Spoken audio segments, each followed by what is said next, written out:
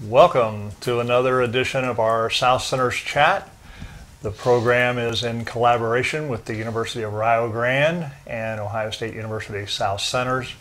My name is Tom Worley. I'm the director here at OSU South Centers, as well as the host for today's program that we've been doing weekly now for at least a couple years, and appreciate the opportunity to have guests on the program that have various types of specializations and knowledge, and it's a great pleasure today to have David Apsley with us. And Dave works as a natural resource specialist for OSU Extension.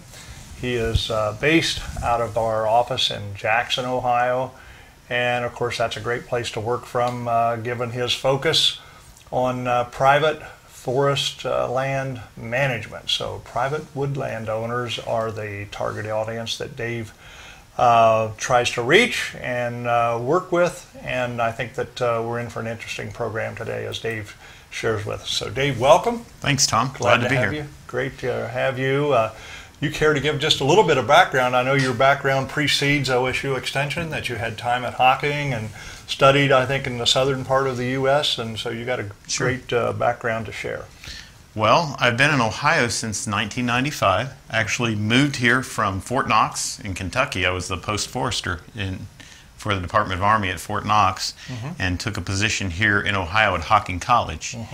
And then in December of 2000, I went to work for Ohio State University Extension, and been working with Extension ever since. Right. Tell us a little bit about working at Fort Knox. How does this part of the world compare to that? Or it just strikes me as interesting that the Army would have a forester on staff. Fort Knox was an interesting place to work. It's a large military installation, 110,000 acres. Wow. So with that much property, it's really not unlike this part of Ohio. It's hill country. It's actually just on the southern side of the Ohio River, and so with all that property, there's lots of areas that we can manage for forest. So we actually had, I think, 36,000 acres on our forest management plan. So we actively managed the forest there. The other big role there was fire. Because of the military training, the actual firing and the tracer rounds, when they're firing machine guns, can start wildfires. So part of our role was to maintain the fire breaks and keep the fire on the post as well. Well, I'm sure that fire is an aspect even in private woodlands, but hopefully not from gunfire. No, fire is actually an interesting story, and fire was part of the landscape prior to European settlers.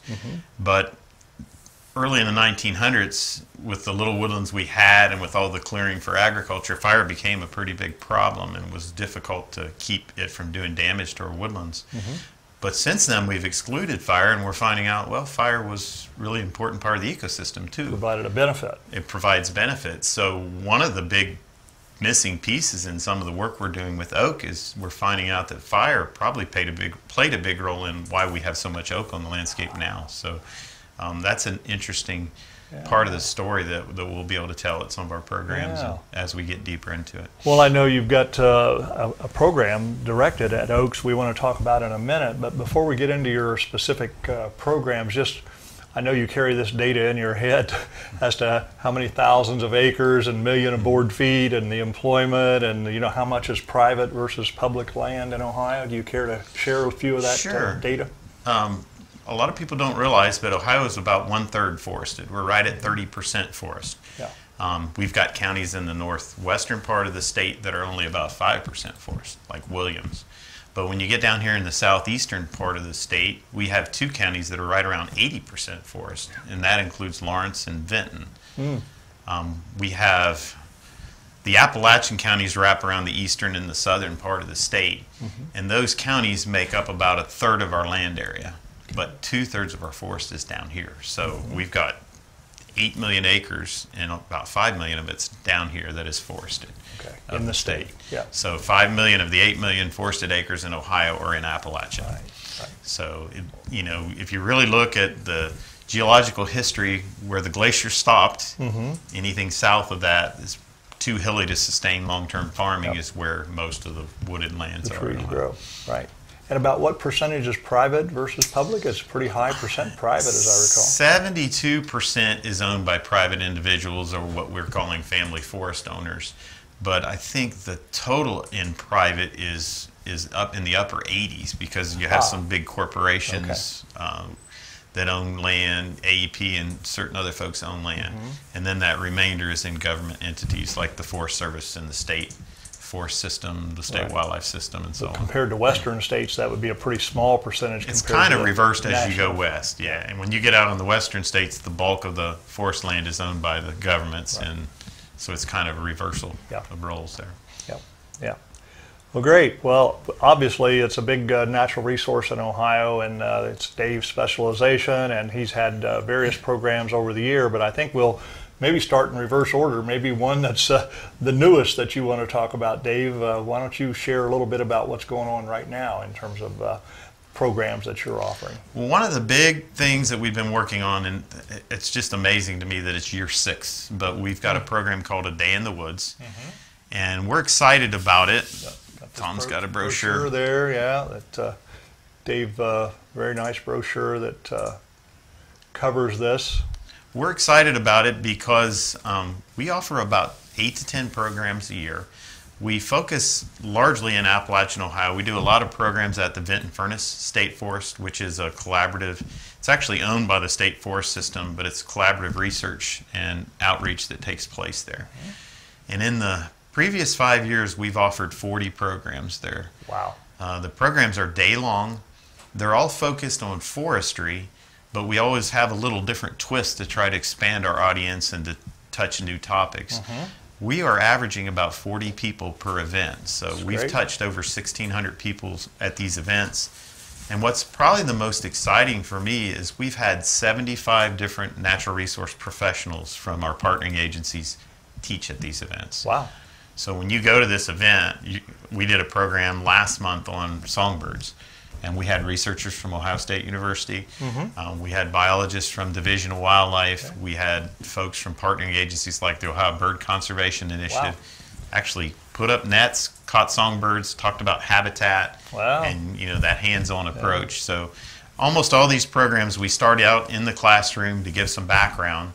We have a nice lunch, and then we have the opportunity to take people out in wagons. So we have a hayride, get out into the woods, and depending on the topic, we might have a hands-on exercise, or we might do some observation like we did with the songbirds. So fascinating. Pretty exciting. I think the variety of programs, and I just got to review the brochure very briefly, but the variety of topics on any one day of program, it addresses the various kind of goals or objectives people have about owning woodland. And it's not about necessarily economic value of selling timber 50 years from now. There's a lot of other things that go into it. That's very true. And when you look at the data from what we call the Ohio, or it's the National Woodland Owner Inventory or Survey, they actually ask woodland owners why they own their woodlands. And when you have them rank why they own their woodlands, selling timber is usually way down here. Wow. Most people own woodlands because they like nature. They like to live in a place where there's not a lot of people. They like to interact with nature. And we've got hunters, we've got people that observe wildlife, but selling timber is not a high priority for most. But what we find out is a lot of people end up selling timber. So, even though their major goal is up here, is just to live in nature and live in that situation, for whatever reason, they do sell timber. And a lot of times it's financial need. It may be that they have no idea what their resource is worth, and they get an offer for their timber, so they make a quick decision. So you're touching on a program that I'm fairly familiar with, Call Before You Cut. Absolutely, yeah. So Call Before You Cut is something we design, and we're not here to tell people whether to cut timber or not. What we're hoping they'll do is think about why they own that woodlands. And then if a timber harvest makes sense to accomplish their goals and is compatible with their goals, then by all means look at that as an opportunity. But when you do that, get some help. Because it's a big financial decision, and so many of our timber harvests that take place aren't really sustainable for the long haul. And so if you do it wrong and you're not managing properly, you're not going to have the opportunity to cut for a long time. So one of the things that kind of ties into that is the big initiative I'm working on with oak and oak management. Is we're seeing some really long-term trends that show there's a bit of a decline in our oak. And we've got it up in the canopy, but we're not regenerating it. Okay. Dave, let's hold that. We need to take a little station break at this point, and we're going to be right back in just a few seconds, and then we'll follow up on this topic of the oak forest.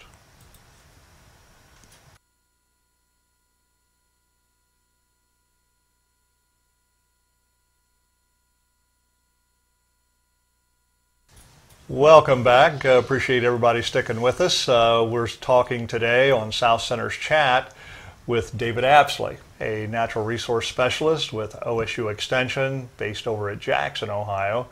Again, my name is Tom Worley and the host of today's show.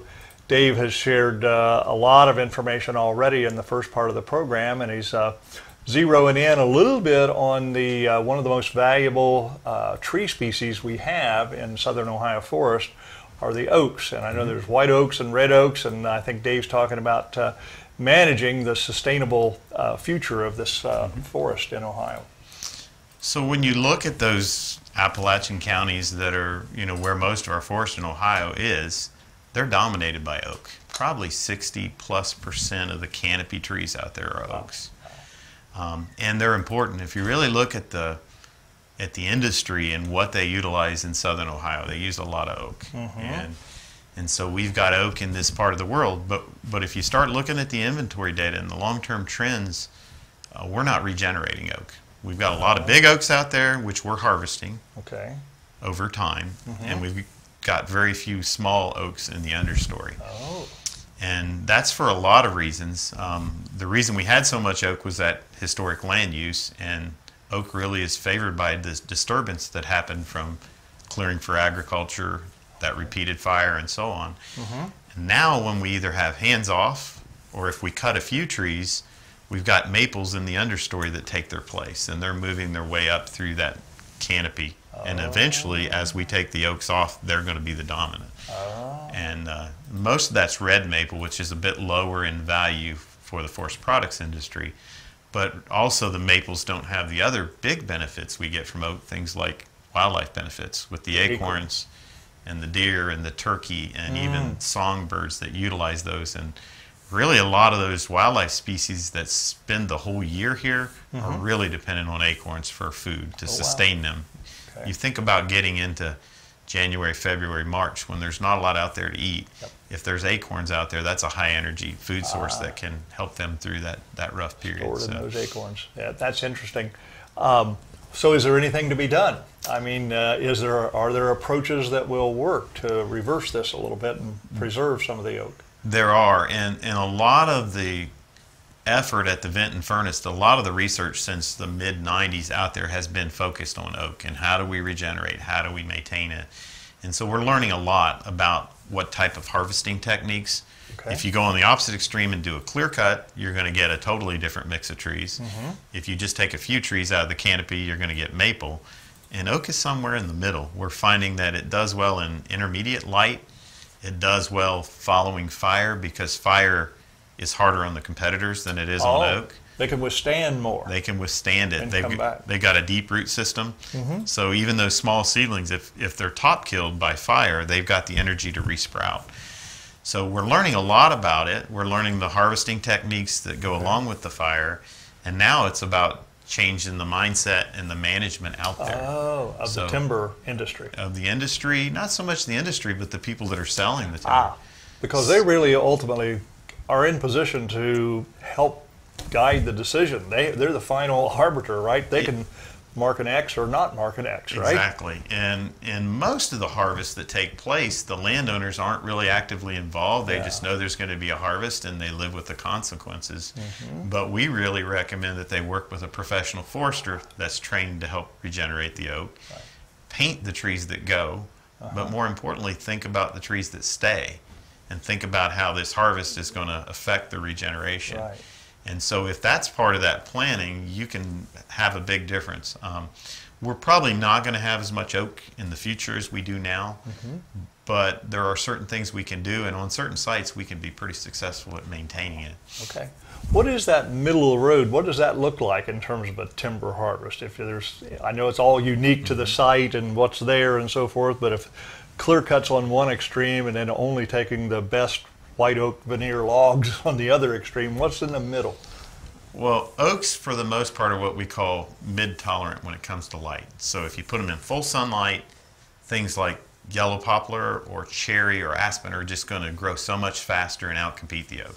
Oh. If you're in total shade, maple's going to beat them. So they need to be in these mid-light level positions to be competitive. Okay. And then if you add some of that disturbance like fire during those critical times, you can favor oak. So typically what you do is create that mid-light level condition. You might take half of the canopy of the trees, get that light to the forest floor, and then once the oak gets established, you need to remove that canopy to be able to let those smaller trees move their way up in. They're well enough established to compete at that time. Okay.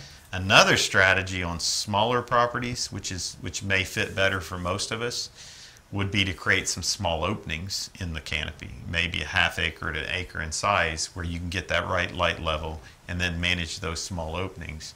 And then over time add new openings and have a bunch of ages of oaks out there at the same time. So. And the oaks, the new oaks are started in the opening? Is that what I would understand? Or is that just more or less left open with no trees? Well, when you create the opening, it will start to regenerate. And nature takes care of it. Yeah, we don't normally have to plant trees to get trees back. So Mother Nature sets up that balance, and if we get those openings the right size and we remove some of that competition, we can get a situation where they are competitive. Okay. So it's pretty complicated. It's an art. It as is. much as science. I don't want to.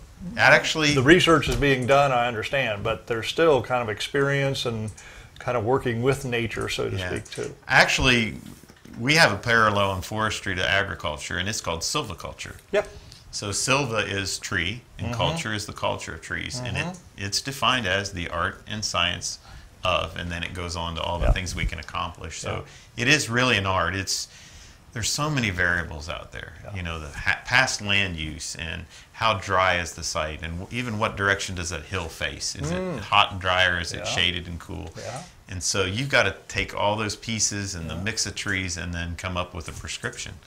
And so it can get pretty complicated. So it's understandable the need for your program, because the average person isn't really, the probability of them growing up in the forest with someone that's knowledgeable in our modern day times is pretty low, and yet they might end up with acreage in their lifetime for the reasons that you described, but really not be thinking so much long term.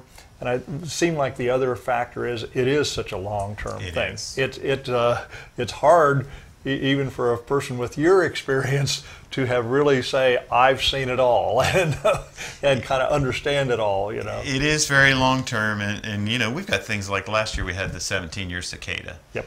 And you start looking at those newly planted seedlings or that new regeneration that just got hammered by it, and you're like, it's not something we thought about, but in my 17 years, when was the last time? It's been a while. So it is a long-term proposition, but your forest, you know, most landowners own some forest, and it's a real asset, and it can be an important part of a portfolio.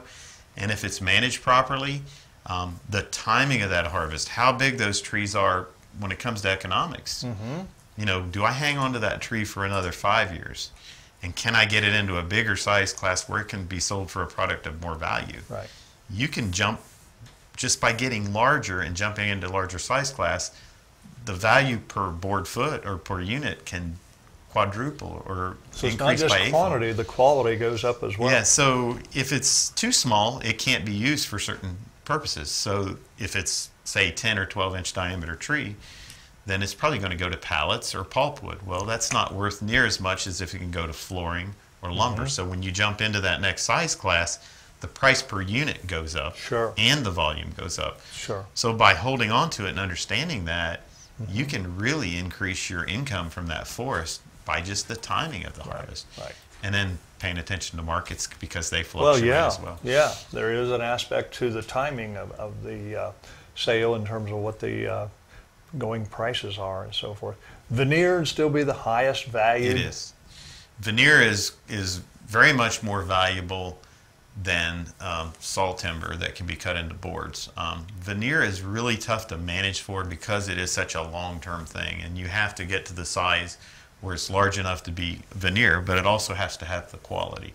And the quality is determined by defect and lack of defect. So, you know, the quality of that 150, 200-year-old trees a lot of time was determined before we were on Earth. Oh, sure. And it may be harvested after we're gone. So that's hard to really manage for. So we tell people to really manage for, you know, what matches their goals, but think about having some diversity out there. Think about increasing growth rates to put volume on, and then if you get some veneer in there, that's kind of icing on the cake. Right, right. It's kind of where you find it, isn't it? It sounds It like is. if it's all left to chance of 100 years ago or 150 years ago. That, But it's also important that you recognize it if you have it, because if you don't have a competitive process, you may not get paid for it. right. So a couple trees per acre could be worth more than all the other trees that are on that acre. So it's important to get a professional to help you when you have a sale to know, here's what I've got to sell. And if I've got veneer, then I need to find those companies that buy veneer Right. and market to them. Right. A good example of that, when I worked at Fort Knox, we often had nice quality white oak stands and we had timber sales. Down there, there were several companies that bought it for, guess what? We're right next to Bardstown, Kentucky, so a lot of it went into the barrel making industry. Yeah. But when we had quality that was veneer, we had companies out of Ohio bid on timber sales in Kentucky and oftentimes won them. Okay. So they're willing to travel. So it's important to know what you've got, and it's important to market what you've got to the people that are looking for what you have. Yeah, So. yeah. Well, that's really a basic aspect, I think, and I think the overall gist of what Dave has been sharing goes to the fact that there is help available, there's education, there's resources from the State Forest, Division of Forest. There are private consultants that they can help hook people up with that can really focus directly on their specific property and so forth. So Dave, you might want to come back and kind of touch on some of those resources if you would. Absolutely. You mentioned earlier Call Before You Cut. That's a program I've been involved with for several years now, which started in Athens, Ohio. And now we have a website. It's callbeforeyoucut.com. It's not spelled exactly that way, but if you do a Google search, you'll find it. Right. But Call Before You Cut is just kind of a one-stop shop. If you're a landowner, there you go. It's up on the screen now. So Great. if you're a landowner and you're thinking about a timber harvest, this is just a place to go to grab some resources. There's a web page and an 800 number for Ohio. And you go to that site, Division of Forestry will send you a packet of information just saying, here's some considerations. Here's how you might want to think about going about this process. So Call Before You Cut is a great resource. Again, it started in Athens. It went statewide, and now it's in 10 states, I believe, the latest being Maryland. And then there's also a forester directory that I'm involved with through the Society of American Foresters. That's a great place to go to. And that directory has consulting foresters. And if you look at on the screen, the box on the left is consulting foresters. And those are the people that you can hire to help you with a timber sale or with writing a management plan. We've also got industry foresters listed. They work for the forest industry. Great resource. But realize they work for the forest industry. So if you're having a timber sale, they're representing the industry. Right. It's good to have a consultant to help kind of represent you, someone that works in the business on a regular basis. Right. And then on the other side, we have the service foresters that work for the Division of Forestry. And I believe we have around 20 service foresters in Ohio. Okay. Your county has a service forester that services your county. And that's usually a good place to start. Get them on the ground to walk with you, talk about your goals and objectives, and then work towards getting a plan to reach those goals and objectives. So they would come out, it's not going to cost me anything. No, you're paying for it as a taxpayer. Right, right. But that would be an initial kind of just a survey of, do I have something to be concerned about, you know, in terms of value, or in terms of trying to increase that value, Absolutely. getting some early on suggestions. And they can point out, some of the obstacles that are out there, like emerald ash borer and some of the Sure. things that are coming down the pike. So Sure. it's good to have a trained forester on the ground as often as you can to point things out to you and help you accomplish those goals. Absolutely, absolutely. And not to undersell your programs and OSU Extension, and I know that we're not really heavily involved in our School of Environment and Natural Resources, but there's you and there's at least a couple other people that work in this area for the college. Yeah. There are only a handful of us in Extension. There are actually 2 Extension foresters in Ohio, and I'm Okay. one of the 2. Okay. But we are building collaborations with the school and the college. These Day in the Woods programs, we've had some of their biologists, even folks doing rattlesnake research, if Oh, you wow. can imagine. Wow. And we actually Okay. got to see a rattlesnake at one of our programs. Okay. So we're building these collaborations, and we're bringing in experts from OSU and other places as well. Absolutely, absolutely. I think Dave's contact information is readily available. I don't really have that to share on the screen today or not, but Dave is, as I've said a couple times already, based over in Jackson, Ohio. Dave, maybe you give your email just quickly if you want to, or a phone number if you'd Sure. like. It's Apsley, APSLEY .1 at osu.edu. Great, great. Well, Dave, I think we're out of time here at this point. It's went quickly today, and it's been fascinating to learn about your programs and what's available to the audience across Ohio and beyond. We look forward to having you back and pursuing some of these topics in greater detail. You mentioned one right at the end that I wanted to pursue was the emerald ash borer situation. It's been around for a long time, but some update on that, but maybe in the next next time out. So at this point, we need to sign off. It's Tom Worley with Dave Apsley, my guest today on South Center's Chat. Thanks so much for joining us.